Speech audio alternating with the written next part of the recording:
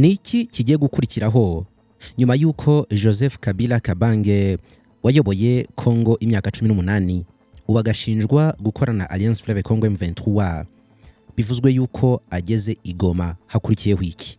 Umuvugizi w'igisirikare cya Alliance Fleuve Congo M23 kizwi nka ARC Lieutenant Colonel Wiringoma mu rukerera rwo kuri uyu munsi wa mbere yagize ati ARC AFC itangaje inezerewe cyane kwahoze ari president na senateur w'icyubahiro mu buzima bwose umusirikare w'abaturage Joseph Kabila Kabange yageze mu bice bigenzurwa na M23 harakurikiraho impinduramatwara. Kuvuga yuko hakurikiraho impinduramatwara ni ibintu bitasobanutse neza, gusa byumvikanisha yuko urugamba rushobora guhindura isura. Ariko se mu buhe buryo? Umuvugizi wundi nanone w'uyu mutwe ariko ku rwego rwa politiki bwana Lawrence Kanyuka nawe yatangaje yuko Kabila ageze mu mujyi wa Goma ati tumwifurije uruzinduko rwiza mu bice bijyabohowe. Umuyobozi wa AFC Corneille Nangaa yatangaje yuko kujya igoma kwa Kabila ari amahitamo meza cyane yuko yafashe icyemezo cyo kutaguma mu buhungiro yahatiwe kujyamo mu mpera z'ibihumbi 2023. Nuko aragira ati gutaha k'umunyepolitiki ukomeye kwakiriwe neza, yagize amahitamo meza aho kuguma mu buhungiro yahatiwe kujyamo. Ati igoma Joseph Kabila wayita JKK ahawe ikaze mu gice cyonyine cy'igihugu kitarimo ibyemezo bigamije inyungu bwite z'umuntu, gufunga bifite impamvu za politike, igihano cy'urupfu, ivanguramoko n'imvugo z'urwango. Nanga yahaye ikaze n'abandi bose bifuza gusubira muri Congo kugira ngo hamwe na Alliance Fleuve Congo M23 bahagarike ubutegetsi bw'igitugu, amacakubiri kandi banateze imbere igihugu cya Congo. Itariki ya 23 y'ukwezi kwa gatanu ubwo Kabila agezaga ijambo ku banyekongo yanatangaje ko ateganya kugirira uruzinduko igoma mu minsi mikiri imbere. Anaboneraho guhakana amakuru avuga yuko yasuye uyu mujyi ku itariki ya 18 y'ukwezi kwa kane uyu mwaka. Amakuru yo mu kwezi kwa kane niyo leta ya Congo yashingiyeho mu gutangira kumukurikiranaho icyaha cyo kugambanira igihugu, kuba mu mutwe w'ingabo utemewe, ibyaha by'intambara n'ibyibasiye ku muntu, ihamya yuko ari mu buyobozi bwa M23. Mu ijambo rye Kabila yavuze yuko bitangaje cyane rwose kuba leta yaravuye kwizima ikajya mu biganiro na Alliance Fleuve Congo M23 muri Qatar guhera mu kwezi kwa gatatu y'umwaka, ariko ikabuza abanyekongo kuganira na bagenzi babo. Yaragize ati nakwibutsa yuko leta ya Kinshasa yemeye kera kabaye kwicarana na Alliance Fleuve Congo M23 mu byumweru byinshi bishize i Doha, nubwo mu buryo budasanzwe iracyakomeza kugaragaza yuko ari icyaha kuba abandi banyekongo bavugana. Ntujya wumva yuko isuku igira isoko se? Dore isoko ya nyayo y'isuku ni Trust Cleaning. Batanga service zo koza amazu amaze gukorwa finissage, bakoza amakaro, amapave, ibirahuri n'ibindi. Boza inyubako ituwemo n'ikorerwamo, bagakesha ibikoresho byose byo mu rugo, intebe, matla, tapi n'ibindi. Bakora isuku mu bitaro, muri za hoteli, clinique n'ahandi. Bakoresha kandi imiti kabuhariwe idashobora kwangiza ibidukikije cyangwa ngo yangize abantu batuye n'abakorera muri iyo nzu. Kandi cyiza cyaho aho uri mu gihugu hose ukibahamagara bahita bakugeraho. Bahamagare kuri 0788 29 32 cyangwa bandikire kuri WhatsApp kuri iyo nimero n'ubundi. Bakorera igikondo hafi ya Merezi ya kabiri. Mbere yuko Kabila agera igoma yasabye leta ya Congo guhagarika akababaro ikomeje guteza abaturage bari mu bice bigenzurwa na Alliance Fleuve Congo M23, igafungura banki yafunze guhera mu kwezi kwa mbere. Abanyepolitiki bo muri Congo cyane cyane mu ishyaka rya Tshisekedi birumvikana yuko batari kuviramo aho ngaho ntacyo batangaje. Icyatangaje kurusha ibindi ni imvugo z'uko ngo Kabila ari umunyarwanda wihinduye umurwanyi wa Alliance Fleuve Congo M23. Umunyamabanga mukuru w'ishyaka rya UPDS riri ku butegetsi ubwo ni rya Tshisekedi yitwa Augustin Kabuya yatangaje ko Joseph Kabila wayoboye Congo ari umunyarwanda wacengeye ishyaka ryabo. Mu ijambo ryasubizaga iryo Kabila agejeje ku banyekongo muri uku kwezi kwa 23 Gicurasi, Kabuya yatangaje yuko abo mu miryango yabo biciye mu myigaragambyo y'ibihumbi 2016 n'ibihumbi 2018. Kabuya yavuze yuko kandi uretse kuba Kabila yarahaye akazi abantu kugira ngo bajye kwica abigaragambyaga, hari n'abo UPDS yahaye ubutumwa bwo guteza umwiryane mu ishyaka mu gihe yari ku butegetsi. Ubwo Felix Tshisekedi yajyaga ku butegetsi mu kwezi kwa mbere 2019 yakoranye n'ishyaka rya PPRD rya Kabila hamwe na UPDS bisaranganya imyanya muri leta binyuze mu bufatanye bw'ihuriro rya Cash ndetse na FCC. Kabula yasobanuye yuko kwiyegereza Kabila bitari bigamije ubushuti hagati ya UPDS na PPRD, ahubwo ngo byari uburyo bwo kumworoshya mbere yo kwambura FCC ububasha yari ifite muri leta. Ati nababwiye yuko Kabila abakomeje, bwari uburyo bwo kumworoshya, rero twasangiye nawe, tubana nawe kugira ngo atekereze yuko tumwemera, twiyemeje kubana n'umwanzi. Nari kumwe nawe muri Kingakati muri JLM. Ati suko twamukundaga mu by'ukuri. Kabuya yatangaje yuko Kabila atari n'umunyekongo, bityo yuko akwiriye kureka abanyekongo bakikemurira ibibazo byabo. Ati Kabila uriya akwiriye kureka abanyekongo bakikemurira ibibazo byabo, uriya ni umukozi w'u Rwanda. Umunyamabanga mukuru wa UPDS yavuze ko Kabila yanyujije byako kanya cyangwa se live ijambo rye ku muyoboro w'u Rwanda. Ati ubutumwa bwa Kabila bwatambukaga ako kanya ku muyoboro w'u Rwanda kubera yuko ari umunyarwanda.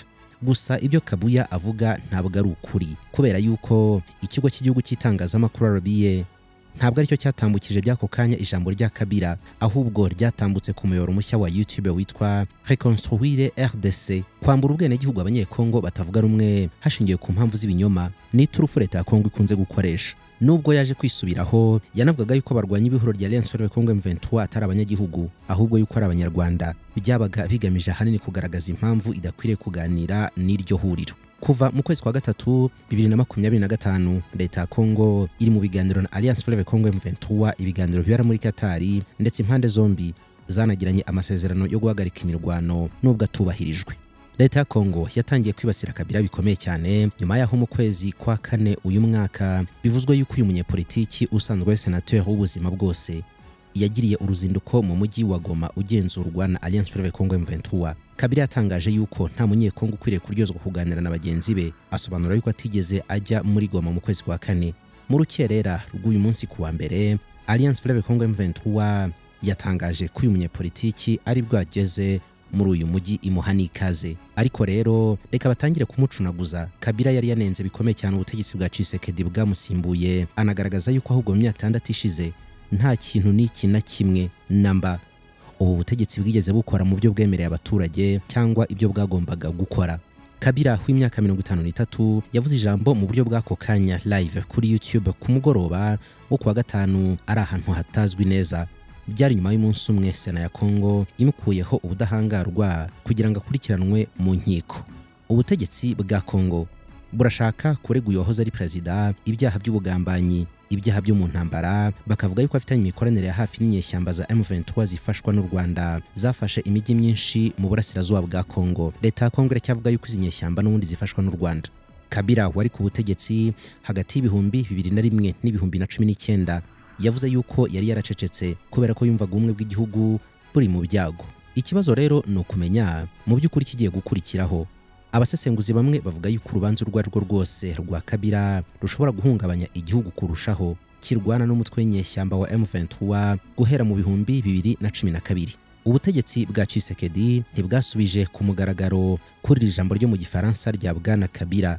Yanatangajemo gahunda igizwe n'ingingo 12 avuga yuko ishobora gufasha mu kurangiza ikibazo cy'umutekano mukeya kimaze imyaka ibarirwa muri za mirongo mu burasirazuba bwa Kongo bukungahaye ku mutungo kamere. Gusa yanumvikanishije yuko yiteguye kuba yarwana bibaye ngombwa ko kandi ari tayari. Aragira ati nk'umusirikare narahiriye kurinda igihugu cyanjye kugera ku gitambo kiruta ibindi byose cyitwa urupfu. Ejo nari ku butegetsi, uyu munsi ntabwo ndi ku butegetsi, ariko nkomeje kuba indahemuka muri iyo ndahiro yanjye kurushana mbere hose. Yari yambaye costume y'ubururu bwijimye, ibendera rya Kongo mu bitugu bye, yambaye badge n'ibendera rya Kongo ku ikora ry'ikoti. Kabila arahagaze imbere y'ameza maremare avugirwaho ijambo yise ijambo ku gihugu. Ni ijambo ryabanjirijwe rinasozwa n'indirimbo yubahiriza igihugu cya Kongo. Umurongo cyangwa link ya YouTube wari watanzwe n'umuvugizi we nyuma waje gusibwa, ariko iryo jambo ryahererekanijwe kuri konti nyinshi cyane zo kuri YouTube. Kabila yahoze ari inshuti ikomeye cyane ya Tshisekedi, bashwanye nyuma y'uko avuye ku butegetsi, ndetse urugaga rw'amashyaka bari barashinze rusa naho rwarangiye ku mugaragaro nyuma y'umwaka umwe bahererekanije ubutegetsi, ni ukuvuga mu bihumbi 2022. Uyu wahoze ari perezida amaze imyaka 2 ari hanze y'igihugu cya Kongo. Mbere yari yavuye mu gihugu avuga ko agiye muri Afurika y'Epfo ku mpamvu z'amasomo muri kaminuza ya Johannesburg, agiye gukorera PhD cyangwa se impamyabumenyi y'ikirenga mu ijambo rye yanenze bikomeye cyane ibyemezo bya huti byafashwe na leta ya Kongo mu kwezi gushize nyuma y'ibihuha y'uko akoreye urugendo mu mujyi wa Goma, umurwa mukuru w'intara ya Kivu ya ruguru mu burasirazuba bw'igihugu. Byatumye rero abategetsi baca mu gihugu ishyaka rye rya PPRD, Parti du Peuple pour la Reconstruction et la Démocratie, ndetse banategetse yuko imitungo yose ya Kabila ifatirwa. Kabila yavuze yuko ibyo byose bigaragaza igabanuka rikomeye cyane rya demokarasi mu gihugu cye. Mu ijambo rye nibwo ngiye gusubiramo yuko ateganya kujya igoma mu minsi iri imbere, aho adafite ibyago byo gutabwa muri yombi kubera ko uwo mujyi ugenzurwa n'inyeshyamba za M23 kuva mu mpera z'ukwezi kwa mbere uyu mwaka. Kabila ananenze Perezida Tshisekedi cyane kubera yuko yagerageje kubangamira itegeko nshinga, ananenga bikomeye cyane inteko ishinga amategeko kubera kunanirwa kubaza inshingano perezida, ananenga ubucamanza bw'iki gihugu kubera kwemera gukoreshwa ku mugaragaro ku mpamvu za politiki ariko z'umuntu umwe ku giti cye. Yanenze uburyo leta yitwara mu rwego rw'ubukungu, ruswa n'umwenda cyangwa se ideni rinini cyane rya leta. Avuga yuko umwenda watumbagiye ukagera kuri miliyari zirenga 10 z'amadolari y'Amerika. Kabila wahoze ari General Major mu ngabo yapfobeje uburyo leta yitwara ku kibazo cy'umutekano mu gihugu, cyane cyane ikoreshwa ry'imitwe yitwaje intwaro ishingiye kuri leta bitwara nk'abafasha ingabo z'igihugu. Yanenze kandi ukuza kw'abanyamahanga mu gihugu cye mu kibazo cy'umutekano. Yaragize ati ingabo z'igihugu zasimbuwe n'imitwe y'abacanshuro, imitwe yitwaje intwaro, imitwe ishingiye ku moko. Ingabo z'amahanga zitagaragaje gusa intege nke zazo, ahubwo zanashoye igihugu mu kajagari kadafite ibisobanuro. Yavuze yuko umwe muri iyo mitwe ari uwa FDLR w'inyeshyamba z'abanyarwanda b'abahutu zirwanya ubutegetsi bw'u Rwanda, zavuye mu Rwanda zikoze jenoside yakorewe abatutsi mu 1994. Yongera gusubiramo yuko zikorera mu burasirazuba bwa Kongo kandi ku bufasha bwa leta. Bamwe mu bagize uwo mutwe bashinjwa kuba baragize uruhare muri jenoside yakorewe abatutsi mbere yuko bahunga. U Rwanda rubona izi nyeshyamba ziteje inkeke ku kubaho kwarwo nk'igihugu. Hari abantu bagera kure bakavuga yuko nubwo u Rwanda rubihakana bwose ariko zifite ingabo mu burasirazuba bwa Kongo zaragiye gutanga ubufasha kuri M23 ndetse no guhangana n'ibitero bishobora guterwa n'uyu mutwe wa FDLR. Gusa u Rwanda ntirwemeye ibi birego byose. Joseph Kabila rero yasabye yuko ingabo zose z'amahanga zava muri Kongo, anashima icyemezo giherutse gufatwa n'umuryango w'iterambere ry'ibihugu bya Afurika y'Amajyepfo SADC cyo gukura ingabo zawo muri icyo gihugu zari zaroherejwe gufasha ingabo za leta ya Kongo kurwanya M23. Nyuma y'imyaka 18 ku butegetsi, Kabila yavuze yuko ibyo yari yaragezeho byose byapfushijwe ubusa n'ubutegetsi bwamusimbuye mu myaka 6 ishize. Nuko aragira ati mu gihe kitari cyarigeze kibaho mbere imyaka 6 twasubiye ahantu twari twaravuye kera. Leta yarananiwe, yarasenyutse, iri hafi guhirima, ndetse iri imbere cyane ku rutonde rw'ibihugu bikennye byamunzwe na ruswa cyane kandi bifite amadeni aremereye. Ijambo rye ryakiriwe mu buryo butandukanye. Bamwe bagaragaza ukuntu byinshi anenga ubutegetsi bwa Tshisekedi bihuye ahubwo n'iby'ubutegetsi bwe bwite bwanengwaga. Mu mpera z'ijambo rye Kabila yaragize ati ubutegetsi bw'igitugu bugomba kurangira, ndetse demokarasi hamwe n'imiyoborere myiza mu bukungu no mu mibereho y'abaturage bigomba gusubizwaho. Kabila yavuze yuko leta amaherezo yemeye kwicarana ku meza amwe na M23, ariko avuga yuko izindi gahunda z'amahoro zirimo nk'izashyikiwe na Kiliziya Gatolika zikwiriye gukurikizwa. Leta ya Kongo n'u Rwanda bahakana ibirego by'uko umwe ashobora kuba bangamira umutekano wundi. U Rwanda ruhakana yuko rufasha umutwe wa M23, leta ya Kongo nayo igahakana yuko ifasha FDLR. Nyamara ariko nanone ibihugu byombi biri hafi kugera ku masezerano yo kurangiza amakimbirane bimazemo iminsi ndetse no kurangiza intambara iri mu burasirazuba bwa Kongo. Intambara yatumye abasivili ibihumbi magana bava mu ngo zabo bagahunga. Harya ngo nta mugabo w'igikoma? Yego nibyo, ntibavuga ko umugabo w'igikoma, ahubwo umugabo yinywera umushonge. Umushonge, ifu y'igikoma igizwe n'uruvange rw'impeke 7 hamwe n'amata, wuzuye intungamubiri zihagije kugira ngo umubiri w'umwana ushibukane ubuzima buzira umuze. Naho umuntu mukuru wawunyweye imbaduko ni yose. Iki ntabwo ari igikoma gusa, bimwe byo kwamamaza n'ifunguro ry'umunsi, kandi ubuziranenge bwawo ntibushidikanywaho. Wahawe ikirango cy'ubuziranenge cya ESMAC. Umushonge muwutunganyirizwa n'uruganda rwa Golden 250 grams, mukawusangaho muhahira ibiribwa byanyu muri za supermarket n'ahandi. Golden 250 grams igufitiye n'ibindi biribwa nk'ubunyobwa butunganije neza bufunze mu mapaki, ibishyimbo byo guteka by'indobanuro bifunze neza, n'ibindi biribwa byose ukeneye mu rugo nk'umusirimu. Niba ukeneye umushonge wagura detail cyangwa surangura, hamagara kuri 0788 30 7704 no kuri 0798 58 0856. Ibi ngibi byose kandi byanagusanga iwawe mu rugo utiriwe uhava cyangwa ukabitumiza bakabigusangisha ku kazi niba ariho wifuza. Mu kwezi gushize ibihugu byombi u Rwanda na Kongo byashyize umukono ku masezerano magari yiswa amahame ngenderwaho azagenga amasezerano y'I Washington muri Amerika, ndetse bivugwa yuko ibihugu byombi byemenanijwe ku nzira izerekeza ku masezerano. Hagati aho ariko M23 irwana mu burasirazuba bwa Kongo yaniyamye igisirikare cy'u Burundi gikomeje gukusanyiriza ingabo zacyo mu burasirazuba bw'iki gihugu. Mu mvugo yumvikana nkaho ari gasopo, M23 yavuze yuko niba u Burundi budahagaritse kohereza ingabo zabwo muri East Congo buzahura n'ikibazo gikomeye cyane. Umuyobozi w'umutwe wa M23 mu rwego rwa politiki Bwana Bertrand Bisimwa yaburiye ingabo z'u Burundi ziri muri Kongo ko zikwiriye gutaha vuba na bwangu, yibutsa yuko iyo abantu barwanira uburenganzira bwabo nta kintu na kimwe bahomba baba bafite. Yabigarutseho mu kiganiro ahaye abanyamakuru ku cyumweru mu mujyi wa Goma, cyagarutse ku ishusho rusange y'ibice M23 imaze gufata kuva hatangira urugamba rwo guharanira uburenganzira bwayo rwatumye binjira mu ntambara na Kongo. M23 igenzura ibice bikomeye cyane bya Kivu y'Amajyaruguru birimo imijyi ya Goma ndetse na Bukavu. M23 igenzura ibice bikomeye cyane bya Kivu y'Amajyaruguru ndetse n'Iyepfo birimo imijyi ya Goma na Bukavu. Ku rundi ruhande ingabo z'u Burundi zikomeje kurwana ku ruhande rwa leta ya Kongo mu bice bya Uvira. Aha niho hari ikibazo ubundi. Bwana Bisimo avuga yuko nta mishyikirano M23 ifitanye n'u Burundi kubera ko ari igihugu kirwanya uyu mutwe, ndetse yuko icyo gisirikare gifatanya n'umutwe wa FDLR. Ati hari abarwanyi benshi ba FDLR hafi y'umupaka aho bari kwisuganya kugira ngo badutere. Ataho rero niho ibitero biri guturuka. Igisirikare cyabwo avuga icy'u Burundi ati kinjira mu bice byacu kikica abaturage. Bwana Bisimwo avuga yuko ubutasi bwa leta ya Kongo buri gukorera cyane mu bice bya Uvira, hanyuma bugatanga amakuru ku ngabo zikoresha drone zikarasa mu bice birimo abaturage. Bisimwo ati dutekereza yuko ubw'intambara izaba irangiye ingabo z'u Burundi zizasubira ku butaka bwazo. Nta kibazo dufitanye n'abarundi, ni abavandimwe bacu. Abayobozi babo bari gukoresha igisirikare mu kwica abasivili b'abanyekongo. Ntitwashyigikira rero bene iyo guverinoma. Ati icyo tubasaba ni ukuva ku butaka bwacu kubera ko amahirwe amwe dufite ni ukwicarana na guverinoma ya Kongo tukaganira tugashaka igisubizo. Ati nk'uko ingabo za SADC zatashye, abarundi nabo bakwiriye gutaha bakabigenza gutyo bagasubira iwabo mu Burundi. Bisimwo avuga yuko nta nyungu M23 ifite mu Burundi kubera ko iyo iri ku butaka bwayo, kandi yuko nta kibazo na kimwe iteye u Burundi. Ati u Burundi bukwiriye kwita ku bibazo byabwo butohereje abasirikare kwica abasivili bacu.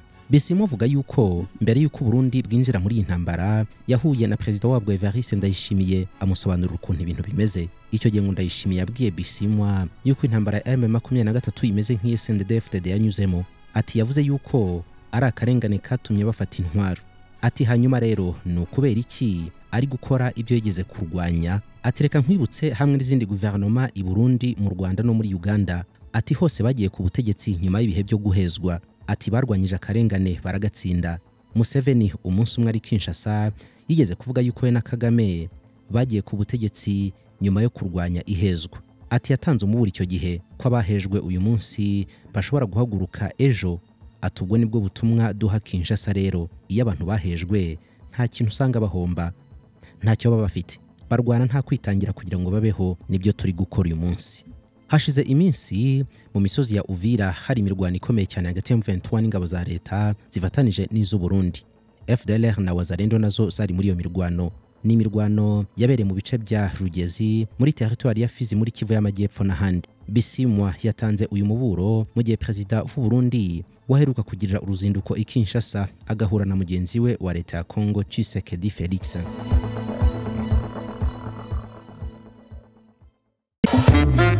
Nyuma yo gukoresha imbaraga nyinshi ukagera ku nzu y'inzozi zawe wifuzaga, harabura ikintu cy'ingenzi. Icyo kintu ni ibikoresho byo mu nzu, furnitures, intebe zo muri salo, salle à manger, ibitanda n'amatera zabyo, utubati two mu byumba, intebe za jardin n'iza balcon, yewe n'ibikoresho byo mu biro. Ikibazo nuko bakubwiye yuko bitaboneka ngaha muri Afrika. Nibyo ntabwo bakubeshye, ariko harabiyemeje kubikuzanira kuri salo iwawe utavuye mu rugo. Ibikoresho byose byo mu nzu bya original nzahantu wabikura ku bwinshi ni muri Golden Furniture, iduka rutura mu rubavu rw'inyubako yo kwa Rubangura mu mujyi rwagati. munsi y'ahazwi nko ku gicupa cya Coca-Cola. Ikirenze kuri ibyo, ibiciro bya Golden Furniture ni ikiranguzo, kandi aho waba uri hose muri Kigali baragutwaza ku buntu. Duhamagare ku murongo utishyurwa 1514 cyangwa 0788 200 507.